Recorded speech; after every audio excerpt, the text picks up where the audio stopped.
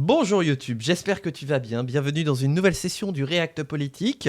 On avait deux vidéos de Blast à regarder. La dernière fois, on a regardé le format de Légitime Défense. Là, on va regarder, je crois que c'est un hors-série, concrètement, qui n'est pas relié à une série, qui s'appelle Présidentielle, des élections contre la démocratie. Donc, c'est une vidéo qui est assez vieille, mais que Gouvernator me propose gentiment de regarder et que potentiellement, il aura des choses à dire.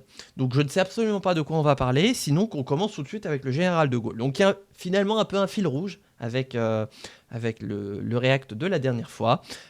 Et on va essayer de voir tout ce qu'il y a à voir et d'entendre tout ce qu'il y a à entendre. Voilà, c'est-à-dire que j'ai un... Non, je vais pas faire cette blague parce que ça pourrait être mal interprété. Pas de second degré qui pourrait être mal interprété. Vous savez quoi? On y va, voilà. On va éviter de faire 2 heures comme la dernière fois, parce que là, la vidéo fait 20 minutes. Donc normalement, selon mon algorithme, on va faire 1h20 de VOD. Pourquoi voulez-vous qu'à 67 ans, je commence une carrière de dictateur? En action. Mais alors, c'est marrant parce que cette citation, elle est assez vieille. Et en plus, ça y est, je commence déjà. Je commence déjà. Ok, voilà, on se retrouve dans un quart d'heure quand on n'aura fait qu'une minute. Cette citation, elle est vachement vieille. Elle est ressortie il y a quelques années. Et là, maintenant, en ce moment, elle est en train de ressortir. Et je trouve qu'elle... Enfin, il y a des faits d'actualité qui font ressortir cette citation. C'est un peu une martingale. Je l'ai ressortie quand mon père avait 67 ans. Ah ouais, bah dis donc. Ouais, parce que moi, le jour où mon père aura 67 ans... À la tête de la République, plus tard, celles de présidents successifs sont incompatibles avec le règne absolu et désastreux des partisans. C'est Gilles Legendre, ça. Élire vous-même votre président au suffrage universel. Alors que les élections générales se profilent pour 2022, la situation politique en France est plus que jamais éclatée, politiquement. Donc, faut vous remettre dans le contexte, cette vidéo a 3 ans. On est au moment des présidentielles de 2022, donc c'est pour ça qu'on discute beaucoup d'élections. Mais vous me direz, alors qu'on est en train de préparer les présidentielles de 2027, eh bien, on pourrait, finalement, on peut se mettre un peu dans le bain. Bon, on est en train de sauter les municipales et les sénatoriales, mais chaque chose en son temps. Les partis ne se sont pas encore remis de la déroute de 2017. Idéologiquement, les lignes se brouillent. Pécresse, Zemmour et Le Pen semblent sur la même longueur d'onde. Il faut ressortir le Karcher, il va falloir nettoyer tous ces quartiers qui sont devenus des zones de non-droit. Ça fait bizarre de voir Pécresse et Ciotti à côté, quand on sait... vous savez, il y a ce même très connu de Valérie Pécresse qui se retrousse les manches pour aller défoncer la porte du siège des Républicains quand Ciotti s'était enfermé dedans. Ça fait drôle, vous voyez? Comme quoi, les Républicains, ça vieillit toujours mal. Et puis oui, c'est vrai, période du masque, c'est vrai, où Emmanuel Macron nous a enlevé le port du masque juste avant les élections pour gratter 3 points dans les sondages. Elle avait encore un double des clés. Malgré cet éclatement du paysage politique, un sujet reste au centre des débats, la gestion jupitérienne du pouvoir par le président Macron. Emmanuel Macron est Jupiter. Oh nom de Dieu, oh j'étais... Mettez des trigger warnings quand même là. Oh là là. Excusez-moi, mon cœur était pas prêt pour Bruno Le Maire, c'est-à-dire le meilleur gestionnaire de ces 10 dernières années. De Mélenchon à la droite traditionnelle, de l'UDI à Le Pen, l'hypercentralisation des décisions de l'avenir de ce pays dans les mains du président est un sujet qui préoccupe les Français. Qu'il est difficile d'être le roi de la France. Non. Dans cette série de vidéos, nous allons justement essayer de décrypter, analyser et comprendre les grands enjeux de cette présidentielle. Comment les institutions fonctionnent-elles? C'est quoi la démocratie? Pourquoi, alors que la France est la patrie des droits de l'homme, la démocratie et le pluralisme semblent autant en danger? Qu'est-ce que l'élection directe du président a fait à notre vie politique? Alors je sais ce que vous allez me dire, hein. Ça a fait Benalla, les gilets jaunes, la réforme des retraites, la loi sécurité globale, le pass sanitaire, le pass vaccinal, la convention citoyenne sur le climat, le grand débat, le confinement, le couvre-feu, les attestations, le monde d'après. Merde quoi! Et le problème est plus large. C'est pas juste Macron, c'est comment sont élus les présidents en France. Bienvenue dans ce nouveau format de Blast que nous avons baptisé... Ah oui, effectivement, le lancement est cringe, hein, ouais.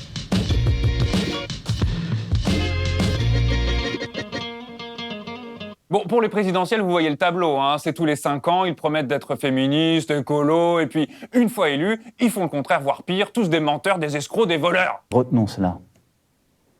Le jour d'après, quand nous aurons gagné, ce ne sera pas un retour au jour d'avant. Mais on va commencer par rappeler que le président est élu au suffrage universel direct. Universel parce que c'est tout le monde qui vote, tous les citoyens.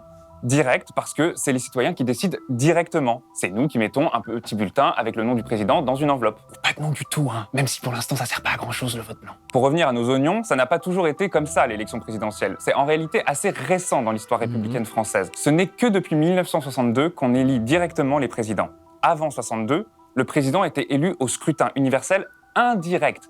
C'est-à-dire que le peuple ne votait pas directement pour le président. Il votait Comme pour les sénatoriales, finalement. Et effectivement, on en parlait la dernière fois. Ouais. pour des élus, des députés, des conseillers municipaux, des conseillers généraux, qui eux-mêmes votaient pour le président. C'était un peu comme les sénateurs aujourd'hui. Du fait de ce suffrage indirect, Exactement. le lien entre le président et le peuple était assez lointain avant 62. Certes, ça pouvait présenter quelques problèmes démocratiques, mais ça avait aussi quelques avantages, comme tenter de limiter les ambitions présidentielles. Quand on n'est pas élu directement par le peuple, c'est plus dur de prétendre en être le seul porte-parole. Mais alors,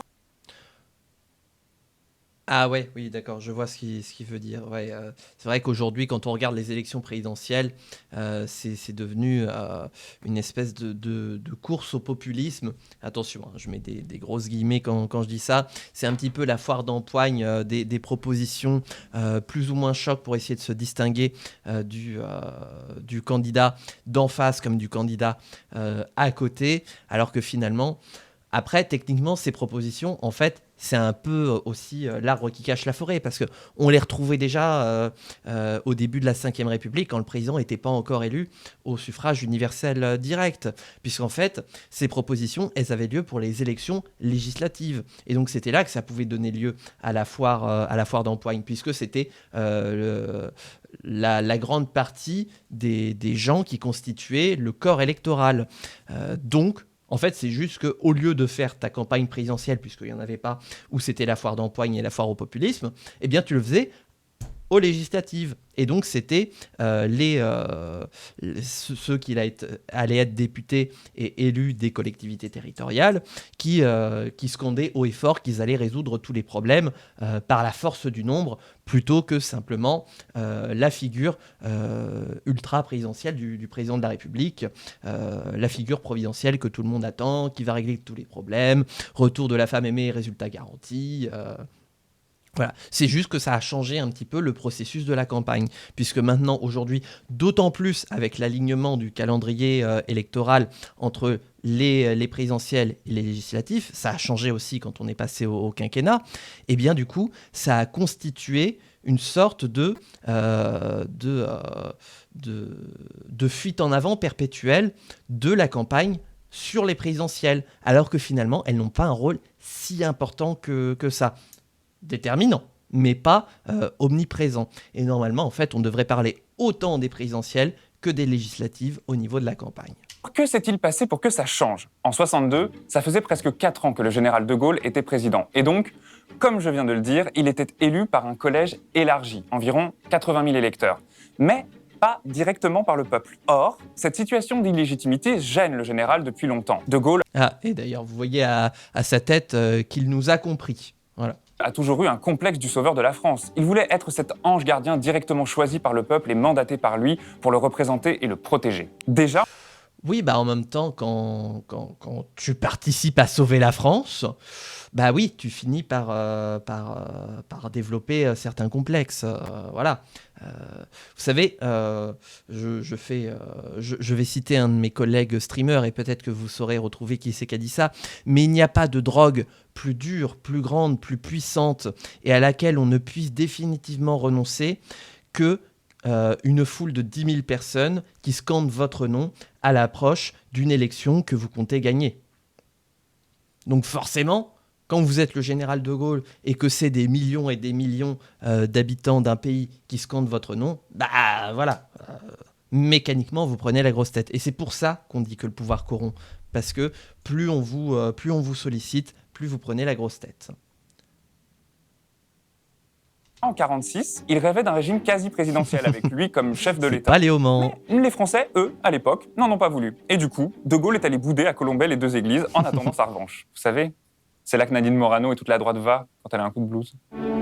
Ah oui, c'est vrai. Oh là là, mais oui. Attendez, oh la vache. Mais regardez-moi cette brochette. Il y a Éric Ciotti, On dirait Michel Barnier, là. Non. C'est Barnier ou c'est pas Barnier? Il y a Philippe Juvin, Valérie Pécresse. J'ai oublié ton nom. Xavier Bertrand. Bon. Oui, c'est Barnier. Voilà, on est bien d'accord. Barnier avec quelques rides en moins. Comment il s'appelle le monsieur? Là, ici, je me souviens plus. Ah, Christian Jacob. Mais oui, c'est vrai. C'est vrai, voilà. Merci. Oh, je vois. Oh, regardez, il y a Charles de Courson aussi qui traîne là. Qui c'est qu'il y a d'autre là que je reconnais? Non, bah ça bouge trop là. Mais voilà, il y a... Coucou, hein, l'indépendant de la Marne. En 1958, après une dizaine d'années très douloureuses pour la 4ème République, embourbée dans des conflits atroces comme l'Indochine et l'Algérie, un cartel de généraux félons organise un coup d'État militaire à Alger. Le général de Gaulle voit alors son heure de gloire arriver. Enfin, sa nouvelle heure de gloire. Il y avait déjà eu... Paris outragé, Paris brisé, Paris martyrisé, mais Paris libéré. Il est supplié par le président de l'époque, René Coty, de venir à la rescousse de la France. C'est notre Raïs. C'est notre Raïs à nous. Putain! C'est comme ça qu'en juin 58, avant de devenir président de la 5e, De Gaulle est nommé Premier ministre de la 4e. Je me suis fait blaster. Au secours, quel enfer. Oh là là.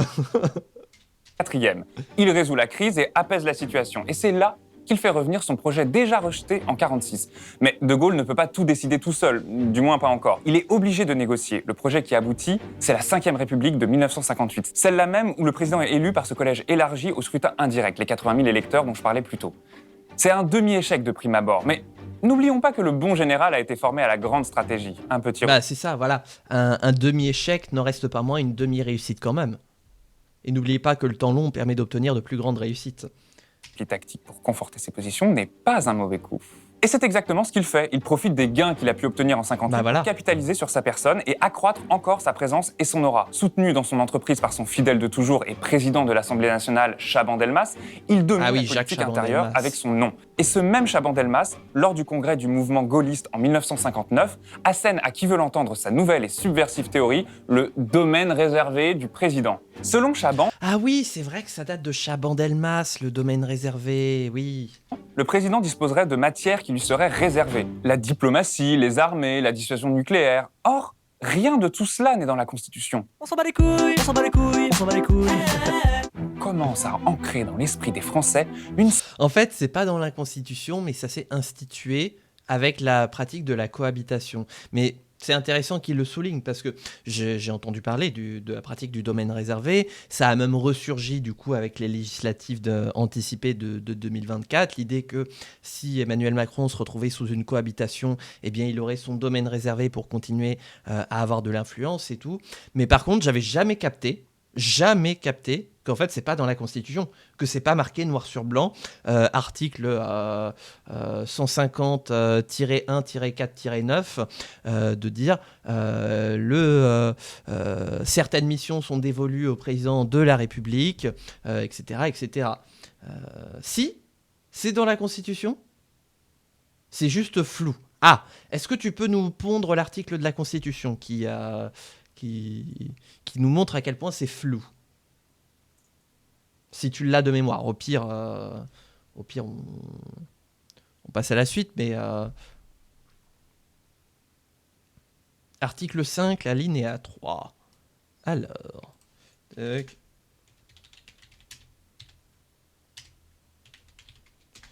la Constitution. Tac. Je cite, ou carrément je vous le montre, hein, voilà. Article 5. J'ai pas d'article 3. J'ai un alinéa 3. J'ai alinéa 1. J'ai alinéa 2. Mais j'ai pas d'alinéa 3A. 2, ok. Ouf. Donc, article 5, alinéa 1er. Le président de la République veille au respect de la Constitution. Il assure par son arbitrage le fonctionnement régulier des pouvoirs publics ainsi que la continuité de l'État. Donc ça, c'est le premier alinéa. Deuxième alinéa. Il est le garant de l'indépendance nationale, de l'intégrité du territoire et du respect des traités. Vous voyez, effectivement, ça sous-tend un petit peu le domaine réservé. Un petit peu. 14 et 15. Le président de la République accrédite les ambassadeurs et les envoyés extraordinaires auprès des puissances étrangères. Les ambassadeurs et les envoyés extraordinaires étrangers sont accrédités auprès de lui. Ouais, ça sous-entend la diplomatie. Et le 15, le président de la République est le chef des armées. Il préside les conseils et les comités supérieurs de la défense nationale. Ouais, effectivement, le sous-texte est quand même assez explicite. Donc il y a bien une idée de domaine réservé, mais qui est floue parce que c'est à partager avec le reste du pouvoir exécutif et aussi avec le pouvoir législatif pour avoir une sorte de flou où chacun puisse regarder un petit peu ce que fait l'autre. Grosso modo. YouTube ?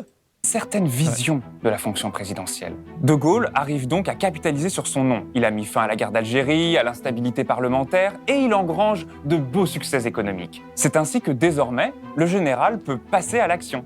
Et un attentat contre sa personne va accélérer le processus. En août 62, l'attentat du petit Clamart lui confère une aura charismatique supplémentaire. Et c'est ainsi qu'en septembre, il engage sa responsabilité personnelle. Je crois que j'ai trouvé ma strate pour être élu au Sénat. Il faut que je sois victime d'une tentative d'assassinat. Voilà. Je vous laisse organiser ça. Il faut que ce soit une tentative, hein. Faut pas qu'elle réussisse. Mais je vous laisse organiser ça et comme ça, voilà, ma place au plateau est assurée. Personnel sur le projet de se faire réélire directement par le peuple et non plus par le collège élargi. Se pose alors la question des moyens. Comment fait-on pour changer le mode d'élection du président de la République ? Franchement, en vrai, on n'est pas loin de « c'est moi le chef maintenant » et tout le monde ferme sa gueule.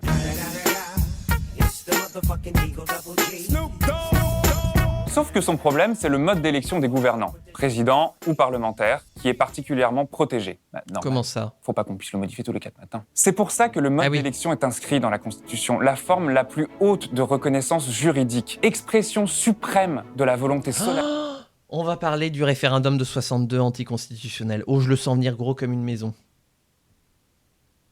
Du peuple. Et d'ailleurs, c'est à peu près partout pareil dans le monde. En France, ce mode d'élection est prévu à l'article 6 de la Constitution de 1958. Pour que De Gaulle soit directement élu par le peuple, il faut donc la réviser. Mais c'est là où le tableau s'obscurcit. La Ve République, que le peuple français a adoptée directement à plus de 82% en 58, donne des conditions de révision précises, notamment pour éviter que la déroute de 1940 puisse se reproduire. Vous savez, ce moment où l'État s'est autodissous et a donné tous les pouvoirs à Pétain. Maréchal. Tap tap tap tap tap tap tap tap tap tap. En 1962, les souvenirs de Vichy sont beaucoup plus frais qu'aujourd'hui et il faut donc que le projet de révision constitutionnelle soit adopté par les deux assemblées. Le Sénat élu indirectement, mais aussi et surtout l'Assemblée nationale. En 62, les députés qui y siègent sont encore les seuls à être directement élus par le peuple. Et c'est là où le plan de De Gaulle prend un tournant plus... Ah oui, effectivement, parce que le président de la République élu indirectement, les sénateurs élus indirectement, finalement, la seule chambre directe au niveau national, c'est l'Assemblée nationale. Il va parler de la première censure de la 5e. Ah oui. Baron noir. L'Assemblée et le Sénat, pourtant tous les deux dominés par une majorité de droite, font savoir qu'ils refuseront de changer la Constitution pour qu'on élise le président au suffrage universel direct. Ils considèrent cela comme un pas dangereux vers des institutions moins démocratiques. On se demande ce qu'ils entendaient par là. Il y a la question du vote blanc. C'est une question qui depuis longtemps travaille notre démocratie. Elle n'est pas négligeable. Et à juste titre, les gens qui votent blanc nous disent « je veux être entendu, je veux que ce soit pris en compte ». Est-ce qu'il faut lui donner une reconnaissance particulière ? J'ai un moment été tenté par cette option, j'y ai beaucoup réfléchi et je ne la retiendrai pas. Nos députés, à l'époque... Moi, j'y suis toujours favorable à la reconnaissance du vote blanc. Je continue de me mobiliser là-dessus, dans l'idée de refavoriser de la participation pour dire que tous les suffrages peuvent être pris en compte, y compris les suffrages blancs. Bah, déjà reconnus, mais annoncés dans les résultats, tu vois. Et décomptés séparément, et bien qu'ils ne soient plus comptés séparément, justement. Voilà. S'oppose fermement à ce projet de monarchie présidentielle. De Gaulle est bloqué et son plan prend l'eau. Impossible de réviser légalement la Constitution parce que les élus du peuple s'y opposent. Allez dire à l'Élysée que notre admiration pour le passé est intacte, mais que cette Assemblée n'est pas assez dégénérée pour renier la République. C'était pas des Playmobil les députés à l'époque. Contrairement... Ouais, enfin... C'est facile aussi de comparer. Les députés, ils obéissaient à leur groupe politique comme ils le font aujourd'hui. C'est un peu facile de dire ça. Bien évidemment qu'on peut dire que ce sont aussi des Playmobil à l'époque en 58. Voilà. Oui, les compter comme des suffrages exprimés, globalement. C'est ça que je souhaiterais pour le vote blanc. Non, mais ça permet de niveler et de représenter concrètement comment quelqu'un est élu, ou plutôt s'il y a un manque d'élus, et dans quel cas on réorganise des élections. S'il y a une majorité d'abstention qui gagne. Après, c'est... Comment dire parce qu'on va pas trop rentrer sur... vous me direz, on est sur le terrain des élections, donc finalement, un petit peu, autant en parler. Mon idée, mais je continue à auditionner des gens pour me faire une opinion, puisqu'elle est même pas complète, c'est que, grosso modo, elle soit prise en compte et pas mise à côté pour réellement représenter comment les candidats sont élus, parce qu'aujourd'hui... Imposer des conséquences au vote blanc, c'est retirer le vote blanc. J'ai envie de dire, il te reste le vote nul, en fait. Voilà. Tu vois, il y a toujours des portes de sortie. Mais pour toutes celles et ceux qui votent blanc parce qu'ils ne se retrouvent dans aucun candidat et qu'ils ne veulent pas donner de voix à un candidat, mais qui veulent malgré tout continuer à voter, et pour toutes celles et ceux qui veulent que ce soit pris en compte, sinon il ne retournera pas voter, eh bien, moi je suis partant pour cette prise en compte. Voilà. Le vote nul, c'est un non-respect des institutions. C'est ton avis.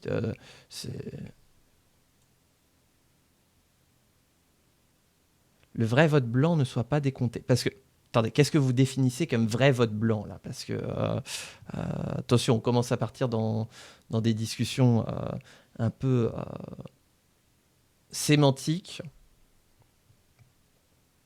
Un vote qui n'a pas de conséquences électorales. Ah non, moi je... Rien de tel qu'un exemple.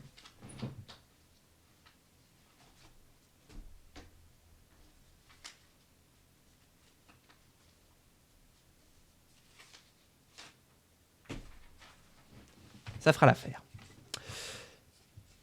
Concrètement, aux élections, vous avez un bulletin avec un nom écrit dessus. Vous mettez un bulletin dans une urne, ça compte comme un vote pour une personne. Si jamais vous panachez le nom, que vous mettez 2 bulletins différents, c'est considéré comme un nul. Vous avez un bulletin blanc, donc qui ne porte aucune instruction. Eh bien moi, je veux que le blanc ne soit plus compté comme un nul, mais soit compté comme un suffrage exprimé. Contrairement au nul qui est une erreur et à l'abstention qui est passive. Donc tu veux le dénaturer. Moi, j'entends les gens qui veulent que leur vote blanc ait une incidence. Donc dénaturer, c'est ton interprétation, pour le coup, c'est une interprétation. Moi, je suis favorable à l'idée qu'un bulletin blanc puisse être compté comme un bulletin exprimé. Voilà.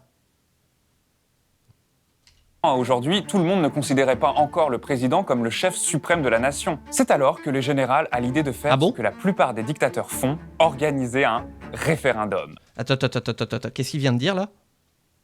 Parce que les élus du peuple s'y opposent. Allez dire à l'Élysée que notre admiration pour le passé est intacte, mais que cette assemblée n'est pas assez dégénérée pour renier la République. Pas des Playmobil, les députés à l'époque. Contrairement à aujourd'hui, tout le monde ne considérait pas encore le président comme le chef suprême de la nation. C'est alors... Mais...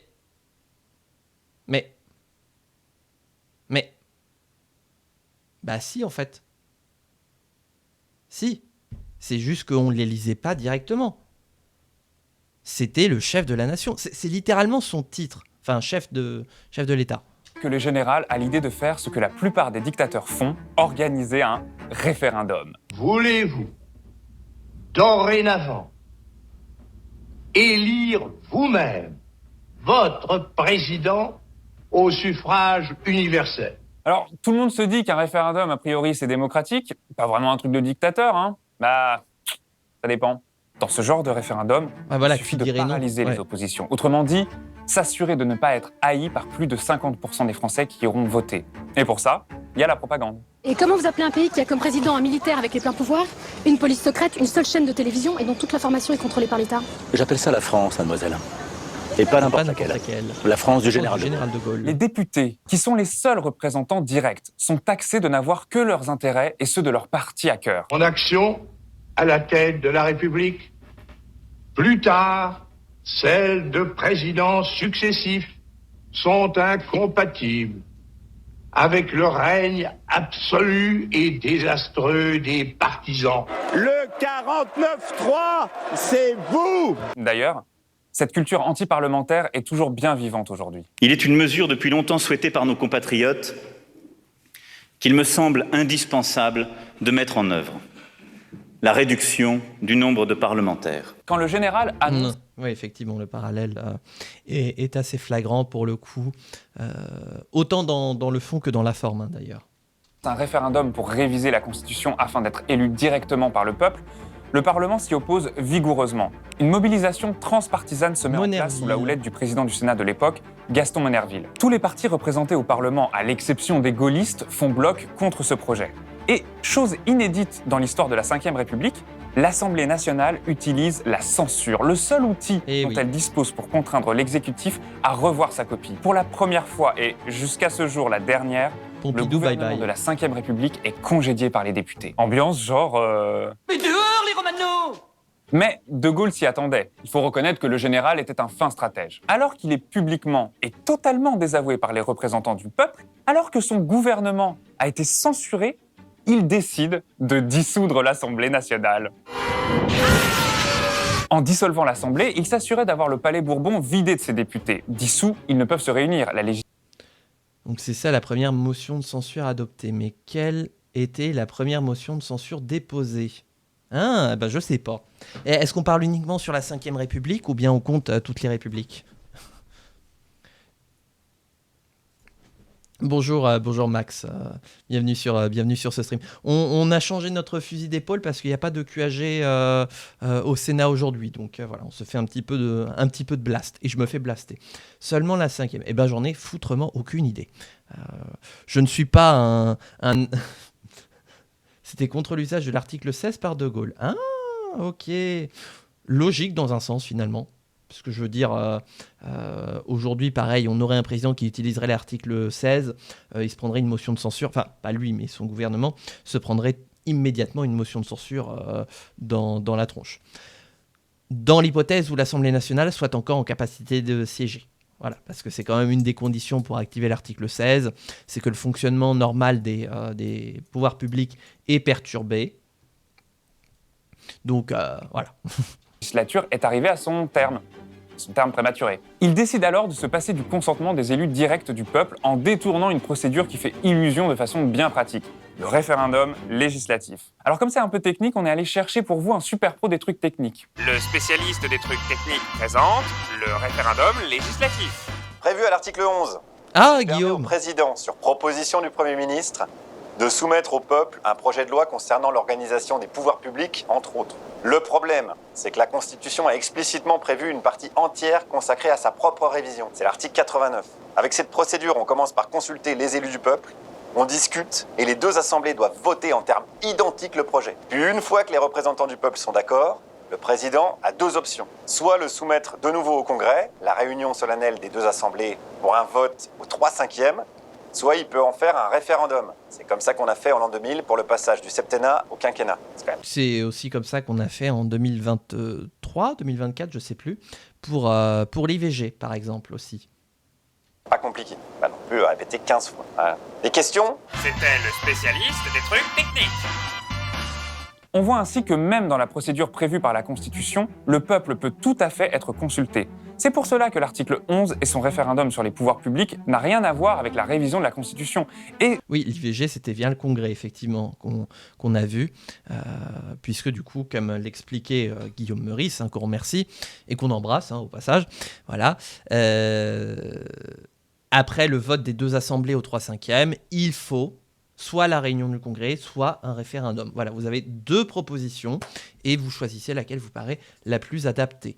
Soit la voix des élus du peuple réunis en congrès, soit comment dire,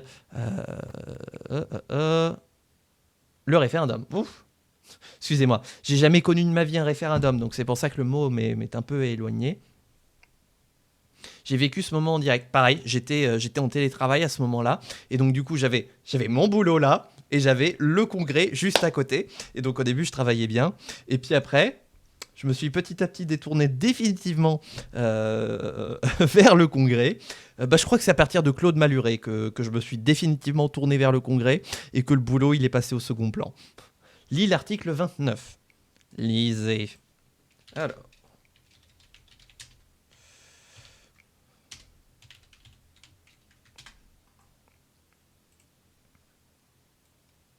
Alors, voilà donc un article 20... Non, ça c'est le 25.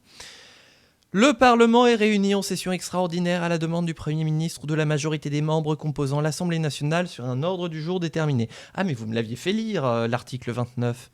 Lorsque la session extraordinaire est tenue à la demande des membres de l'Assemblée nationale, le décret de clôture intervient dès que le Parlement a épuisé l'ordre du jour pour lequel il a été convoqué et au plus tard 12 jours à compter de sa réunion. D'accord, ouais. Le Premier ministre peut seul demander une nouvelle session avant l'expiration du mois qui suit le décret de clôture.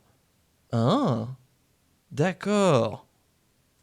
Article 30. Hors les cas dans lesquels le Parlement se réunit de plein droit, les sessions extraordinaires sont ouvertes et closes par décret du président de la République. Bah alors ? What ? Donc les députés demandent une session extra. De Gaulle interprète l'article 30 comme un pouvoir propre qu'il peut refuser. Donc il refuse de convoquer l'Assemblée en 60. What ? Les sessions extraordinaires sont ouvertes et closes par décret du président de la République. Et c'est vrai que c'était la double session extraordinaire demandée par Bayrou était ouverte était promulguée par décret présidentiel. Là, effectivement, non mais ça fait lien et ça complète un petit peu ce qu'on avait vu lundi avec le React, l'autre React. Effectivement, là, c'est un cas de force où c'est le président de la République et donc en substance une partie du pouvoir exécutif qui détient le pouvoir sur le pouvoir législatif. Puisque là, à part sur la session ordinaire, où là, pour le coup, il ne peut pas empêcher la réunion et le fonctionnement du plein droit du Parlement, pour les sessions extraordinaires, eh bien, c'est le président de la République, finalement, qui décide et qui avalise. Ouais. Ça coule de source. Si la Constitution a une partie littéralement appelée de la révision, c'est là qu'il faut chercher pour réviser. Et pas dans l'article 11 qui sert essentiellement à passer des lois normales directement par le peuple. Et c'est... Attendez, justement, on va regarder l'article 11 et on ira voir l'article 89. Alors, oh là, il est long. On va peut-être pas lire tout l'article 11. Le président de la République, sur proposition du gouvernement pendant la durée des sessions ou sur proposition conjointe des deux assemblées, publiée au journal officiel, peut soumettre au référendum tout projet de loi portant sur l'organisation des pouvoirs publics, sur des réformes relatives à la politique économique, sociale ou environnementale de la nation et aux services publics qui y concourent, ou tendant à autoriser la ratification d'un traité qui, sans être contraire à la Constitution, aurait des incidences sur le fonctionnement des institutions. Non, sans être contraire à la Constitution, pardon.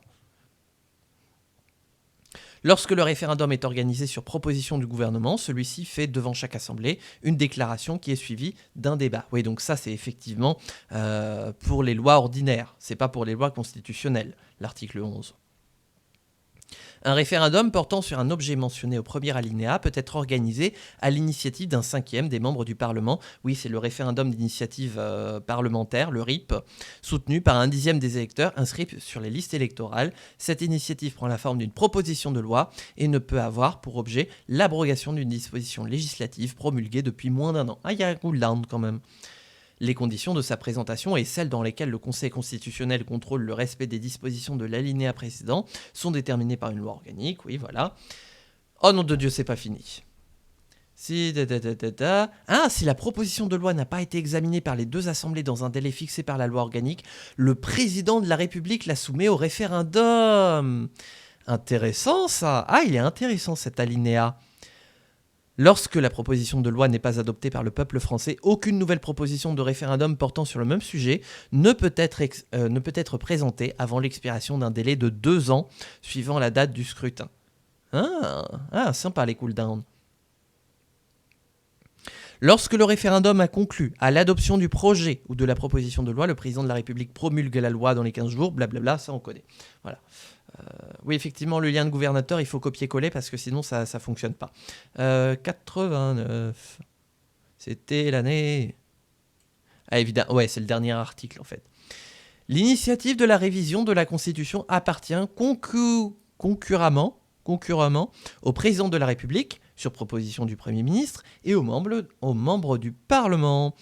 Le projet ou la proposition de révision doit être examiné dans les conditions de délai fixées au 3e alinéa de l'article 42 et voté par les 2 assemblées en termes identiques. La révision est définitive après avoir été approuvée par référendum.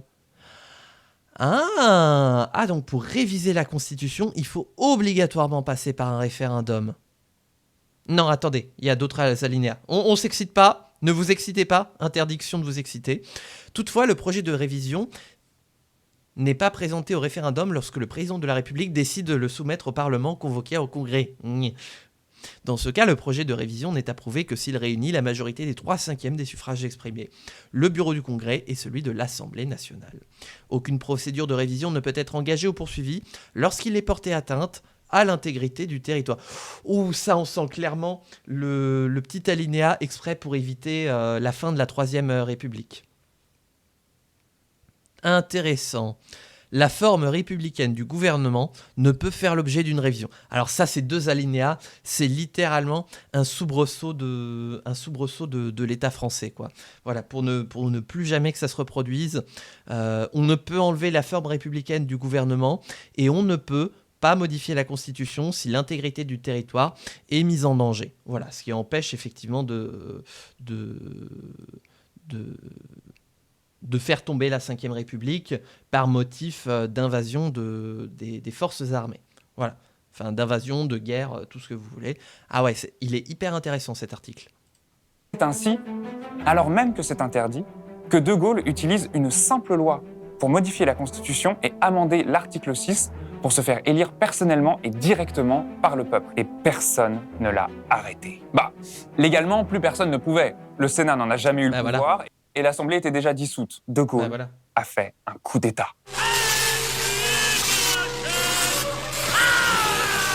D'ailleurs, pendant longtemps, les forces de gauche ont considéré ce passage au suffrage universel direct orchestré par De Gaulle comme un coup d'État. Permanent. Oui, le changement de 1962 était illégal. Tout le monde s'accorde à le dire, c'était interdit. Le Conseil d'État l'a dit, à la quasi-unanimité, le Conseil constitutionnel aussi, dans une consultation officieuse.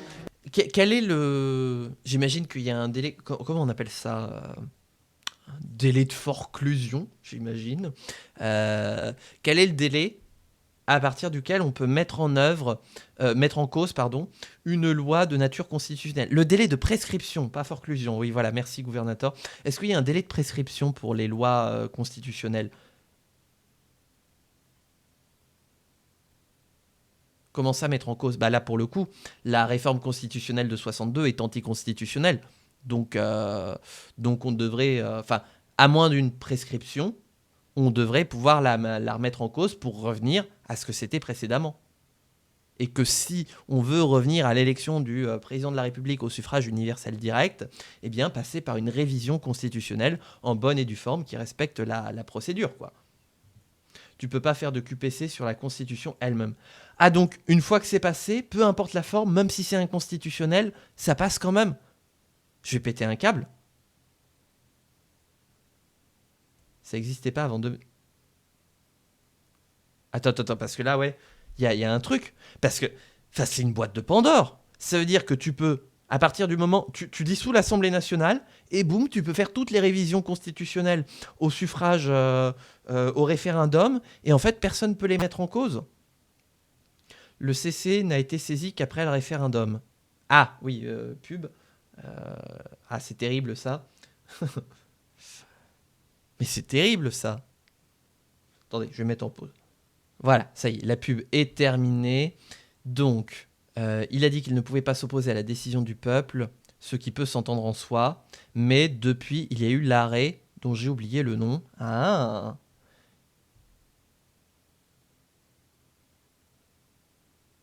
Ça n'existe pas la pub sur Twitch, sauf au début du stream.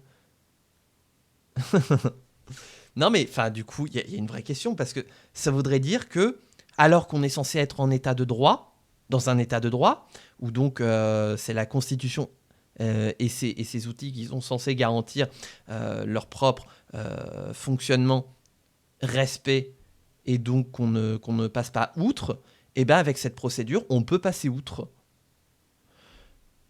Depuis, il y a eu l'arrêt où le Conseil d'État peut-être le CC se sont arrogés le droit de contrôler le référendum avant sa tenue. Mais du coup, si c'est après le référendum, c'est finito en fait. Donc pour moi, il y a une sacrée faille démocratique. Hein. Parce que là, c'est littéralement une porte ouverte. Attends, on a un seul homme comme arbitre de la Constitution et tu crois qu'on est en état de droit, il est mignon. Non mais dites donc, je trouve... Vous avez un regard bien énervé, hein. Je vous trouve très zéhef. Vous êtes bien zéhef. Hein. Parce que pour moi, il y a une faille de constitutionnalité énorme qui ne peut être réglée que par une révision constitutionnelle et par la négation du résultat du référendum de 62. Elle a été comblée depuis, comme je l'ai dit. Oui, mais c'est en amont du référendum. Si jamais, pour X ou Y raison, les deux chambres ne sont pas en mesure de se prononcer avant la tenue du référendum, eh ben du coup, voilà, ça compte comme pour du beurre, finalement. Moi, le CC s'auto-saisirait.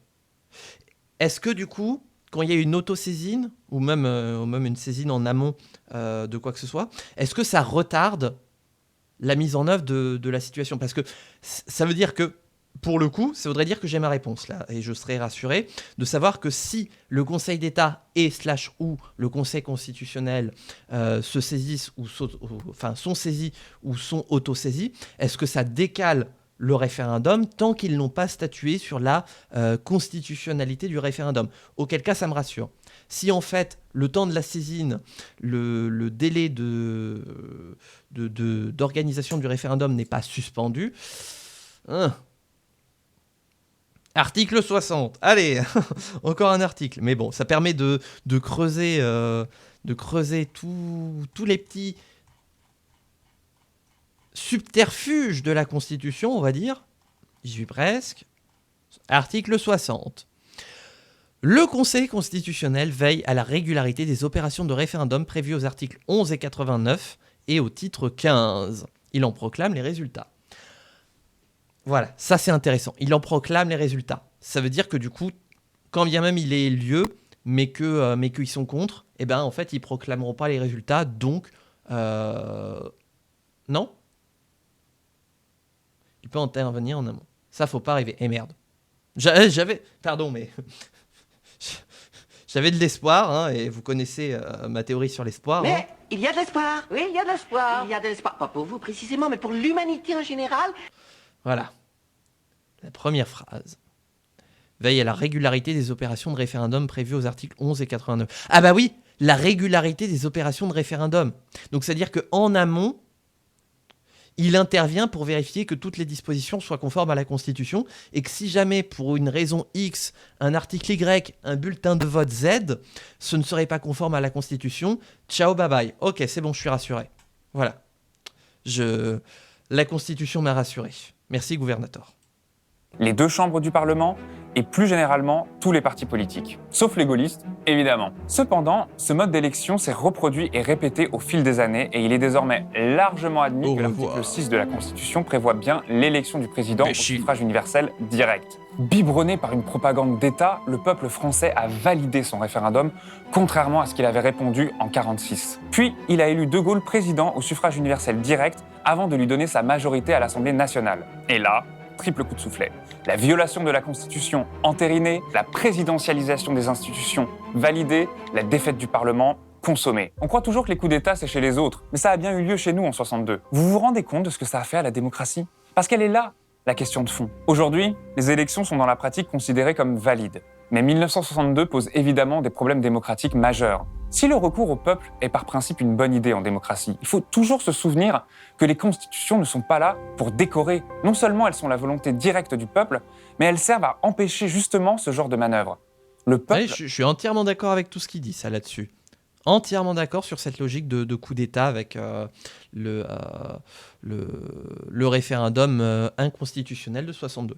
Là, j'ai aucun problème avec tout ce qu'il dit. En 58, a décidé d'adopter une procédure de révision de la Constitution particulière. Et cette procédure, vous imaginez bien qu'elle n'était pas là pour faire joli. La Constitution, par les pouvoirs qu'elle donne aux hommes politiques, doit être solennellement protégée. Cet abus de pouvoir, loin d'être une consécration de la souveraineté du peuple, est encore une fois le stigmate des caprices présidentiels. Faut par ailleurs souligner la violence des procédés politiques employés par le général. Au lieu de discuter, dissoudre, au lieu de négocier, passer en force. Tout ça pour accroître encore et toujours son pouvoir personnel. La France du général de Gaulle. Les peuples souverains adoptent des constitutions pour limiter, encadrer et contrôler le pouvoir de leurs représentants.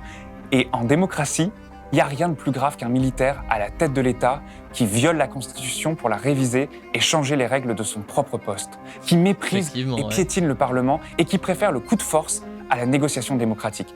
Et même si le peuple a effectivement plébiscité ce mode d'élection, le problème n'est pas là. Il est dans l'abus de pouvoir dangereux dont cet acte est devenu le modèle pour les présidents suivants. Parce que sinon, heureusement que ça a été corrigé depuis, mais ça voulait dire que la volonté populaire était supérieure à la Constitution, et donc ça veut dire que demain, on aurait pu organiser des référendums pour opprimer soit une majorité, soit une minorité de nos concitoyens, parce que on avait décidé de mettre ça à l'ordre du jour. Et donc c'est une violation manifeste de l'état de droit que la Constitution elle-même est censée nous garantir: la liberté, l'égalité, la fraternité, grâce à la Déclaration des droits de l'homme et du citoyen.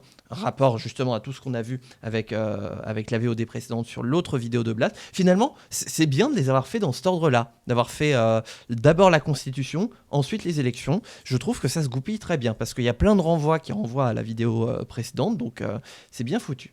Pour moi, le problème du référendum, qu'on peut intuitivement voir comme la démocratie la plus absolue, c'est que c'est ça ou rien, ça ou le chaos, que personne, ni les représentants du peuple, ni le peuple lui-même, évidemment, n'a le droit d'amendement. Oui, en plus, c'est vrai que le problème du référendum, et c'est pour ça que on en entend souvent parler en mal, c'est que c'est une question, oui ou non, et que il y a pas de nuance, il n'y a pas de compromis, c'est soit l'intégralité du oui, soit la négation complète du non.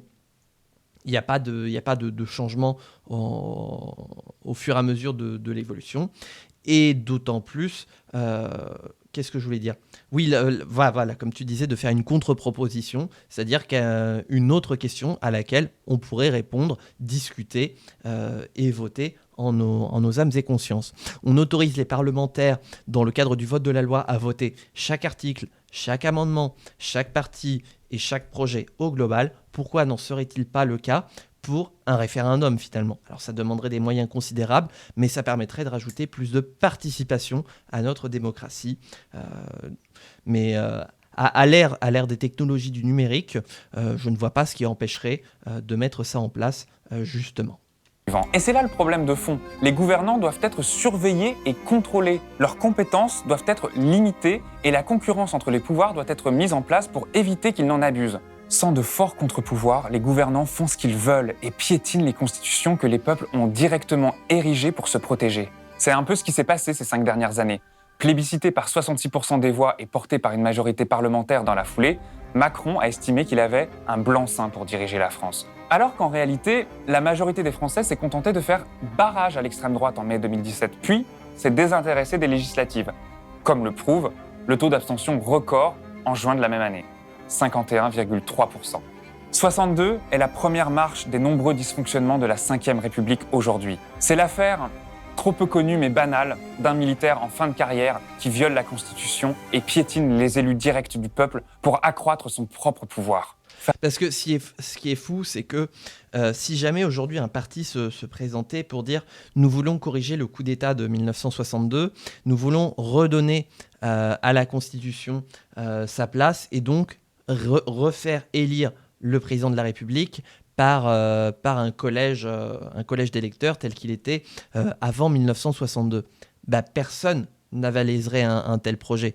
Personne dirait oui, il faut écarter le président de la République du vote, du scrutin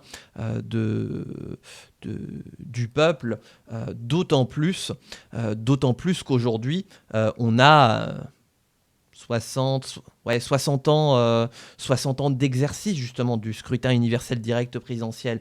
Donc ce serait un tollé médiatique absolument énorme. On traiterait la personne de dictateur et tout, alors que ce serait simplement justement pour restaurer la Constitution et corriger justement ce coup d'État de 1962. Il y aurait un tel inversement de la charge entre le coup d'État qui serait devenu parfaitement légal et puis la restauration du principe électoral qui serait vu comme un coup d'État. Il y aurait une inversion des rapports de force en fait finalement et c'est ce qui fait qu'aujourd'hui personne ne pourrait, d'un point de vue électoral, soutenir la réparation du coup d'État de 62. Pourtant, il faudrait peut-être mettre cette question sur la table un jour ou l'autre. Rien que quand certains parlent de 6ème République, certains sont pas bien. Oui, voilà, déjà, rien que de dire 6ème République, alors que révision constitutionnelle, alors ça, tu vas avoir micro ouvert sur tous les médias, pour réviser la Constitution en long, en large et en travers, et pour lui briser le dos, la mettre en PLS, etc. Alors là, il y a du monde. Par contre, pour carrément changer de République, non. Alors, je vous explique pas, réparer le coup d'État de 62, alors là, vous êtes vilipendé, pestiféré et isolé sur la place publique et politique. Attention avec les référendums, ça peut vite déraper. Le problème avec le référendum de 1962 n'est pas qu'on en ait appelé au peuple pour réviser la Constitution, c'est justement une option qui est possible après la discussion avec le Parlement. Voilà. Le problème de ce référendum, c'est qu'il a été instrumentalisé par un gouvernant pour concentrer encore plus de pouvoir sur sa personne au mépris des décisions fondamentales que le peuple avait prises 4 ans plus tôt, à savoir la Constitution de 1958. Le référendum, c'est la pilule pour faire avaler le crime. En 62, ça semblait impensable que le général puisse se comporter de la sorte. Le libérateur de Paris, le héros de la Seconde Guerre mondiale, ne pouvait pas faire un coup d'État. Pourquoi voulez-vous qu'à 67 ans, je commence une carrière de dictateur? Et pourtant, les faits sont têtus. En 62, les Français sont en état de choc et refusent de croire à ce qui se passe. Et cet effet de torpeur, de sidération, a bien été compris par les gouvernants. On peut gouverner par la transgression. D'ailleurs, ces comportements se sont répétés. Immixtion du président dans la politique intérieure, puis dans la révocation du Premier ministre, puis même dans ce qui est signé en Conseil des ministres, pour aboutir dans la double figure sarkozienne et macronienne d'un président jupitérien, décideur de tout, mais responsable de rien. En somme, la Ve République, c'est un peu l'histoire du syndrome de Stockholm. Les présidents ne cessent d'abuser de leur pouvoir, de piétiner les droits du peuple, de leurs représentants au Parlement et ailleurs, et parviennent, malgré tout, à persuader les Français que tout ceci n'est que pour leur bien. Aujourd'hui, cette culture présidentielle lancée par De Gaulle compte de nombreux héritiers. Macron avec les Gilets jaunes, la Convention citoyenne pour le climat et la destruction de l'hôpital public en pleine pandémie. Mais aussi Zemmour, car si le président Macron maintient encore un attachement verbal à une démocratie de façade, on a vu que le polémiste reconverti était beaucoup moins complexé à l'idée de gouverner par la force. Ce n'est pas le Conseil constitutionnel qui dirigera le pays si je suis président. Mais ça veut dire quoi? Vous avez dit cette phrase? Oui, il y a des règles de droit, mais il y a aussi le peuple. Et donc, voilà. Le peuple n'a pas besoin du droit pour le protéger. Oui. Non, le peuple n'a pas besoin du droit pour lui dicter. Le peuple n'a pas besoin du droit pour le protéger. Le peuple n'a pas besoin du droit pour lui dicter sa politique. En gros, si on agite la légitimité du peuple, on peut faire ce qu'on veut. Voilà, c'est le piège des présidentielles. Les Français risquent de mettre ou remettre au pouvoir pour 5 ans un individu qu'ils ont pourtant majoritairement rejeté, des programmes qu'ils ont détestés et un régime qui les maintiendra encore bâillonnés. 2002, 2007, 2012, 2017, 2022, c'est 2027. Encore et toujours la même histoire. Ainsi se noue une relation toxique et dysfonctionnelle entre le peuple et le pouvoir. Toujours déçus, mais toujours en quête du sauveur parfait, les Français admirent et chérissent leurs ravisseurs.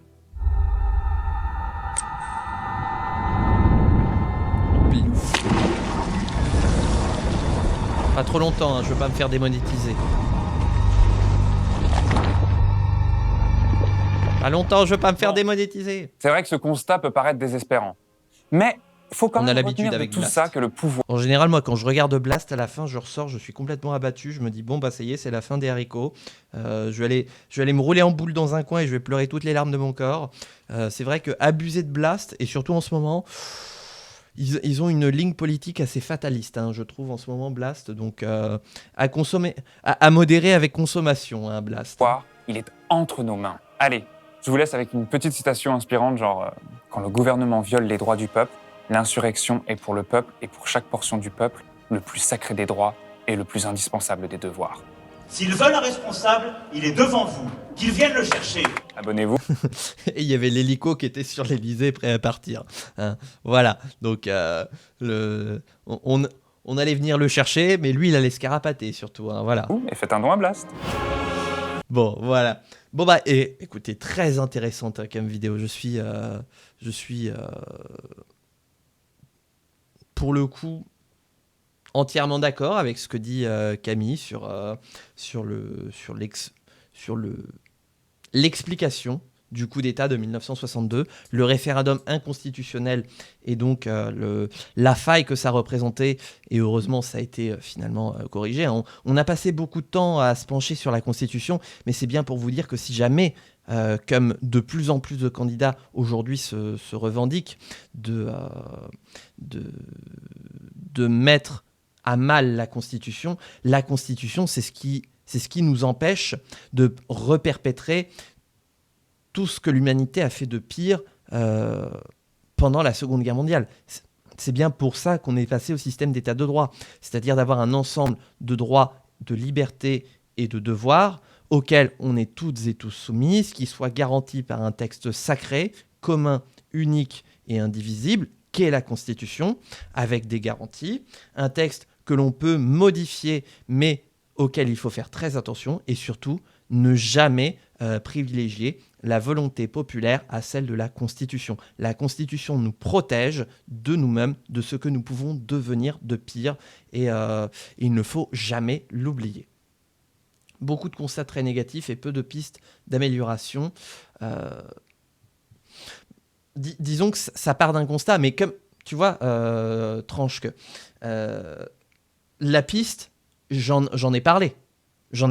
Ce serait qu'un candidat propose de réparer le coup d'État de 62. Or, après 60 ans d'exercice de cette constitution coup d'État, eh bien, le système médiatique ne tolérera jamais quelqu'un qui veut éloigner... Oui, voilà, c'est pour ça. Tu vois, pour te dire que nous, on a commencé à aborder des solutions, mais qu'en fait... Je pense que les solutions, elles viennent pas du côté de Blast parce que eux aussi, ils y ont pensé. Parce que moi, je vous ai exprimé le flux de mes pensées au fur et à mesure qu'ils me venaient, parce que cette vidéo, je la découvre. Et donc, eux, ils y ont dû y penser en avant, de se dire, bon, qu'est-ce qu'on peut faire ? Parce que concrètement, à chaque fois, c'est un petit peu la ligne de Blast, de dire pour leur vidéo, qu'est-ce qu'on peut faire ? Et des fois, c'est vrai qu'en fait... en général, ils disent on peut faire ci, on peut faire ça, et que des fois ils disent bah pour l'instant on peut rien faire. Voilà. Là, c'est vrai qu'il n'y a pas de solution parce qu'on l'a vu. Nous, la solution qu'on a abordée ensemble, remettre la question du coup d'État de 62 sur la scène politique, en faire un sujet de discussion, n'est absolument pas possible. Donc en fait, des solutions. Bah, il n'y en a pas, quoi. C'est ça qui est triste. Ils ne parlent pas de solution parce qu'il n'y a tout simplement pas de solution. Sinon, réformer la Constitution pour limiter les pouvoirs présidentiels, remettre en place...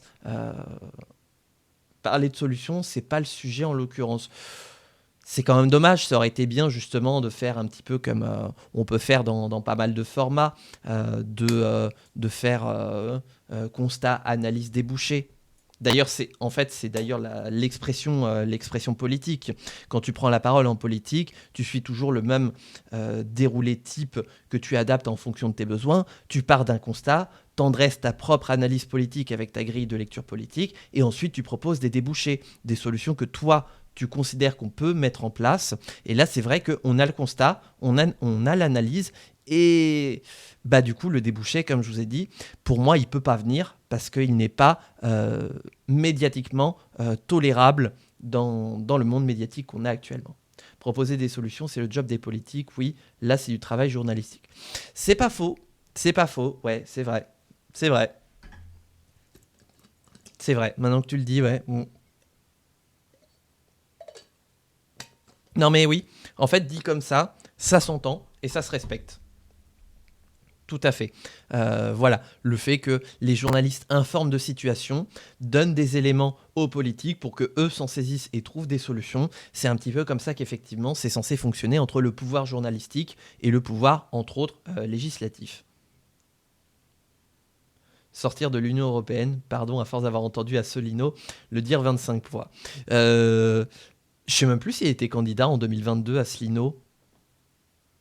Est-ce que vous connaissez l'UPR ? Parce que je trouve que l'UPR, on n'en entend plus du tout parler. Mais alors plus du tout. 2017, ouais, mais 2022... Parce que là, on était quand même sur une émission issue de 2022. Il n'y a pas eu assez de parrainage en 22. Ah oui, c'était ça. Qu'est-ce que c'est que cette vidéo ? Alors attention, j'ai cliqué sur un lien, je ne sais même pas ce que c'est. Ça se trouve, la VOD est morte. Ah, Frexit Reggae.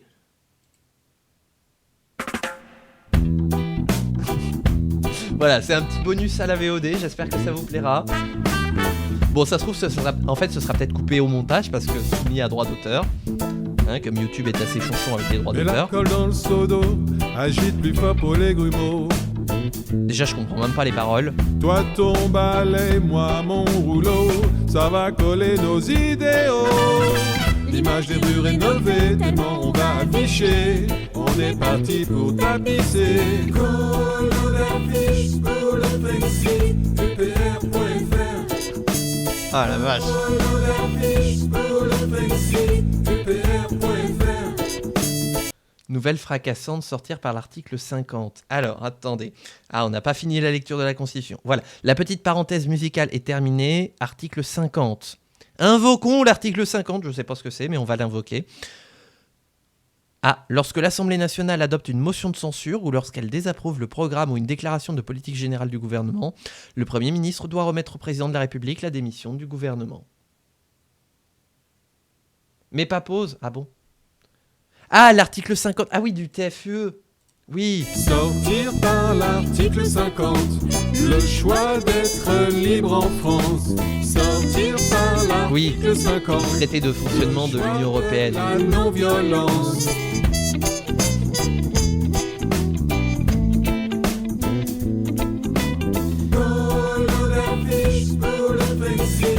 Et c'est vrai que mine de rien, des candidats pro-Frexit, on n'en a plus pour les présidentielles. En 2022, il n'y en avait pas qui étaient pro-Frexit. Sortir de la désunion européenne, de l'euro. La désunion, ah, d'accord. Vous êtes drôle. La désunion européenne, de l'euro et de l'OTAN. Cette secte claquée au sol. Ça invoque l'Union populaire. Oh là, il y a Jean-Luc Mélenchon qui est triggered là. Ça m'explose les oreilles.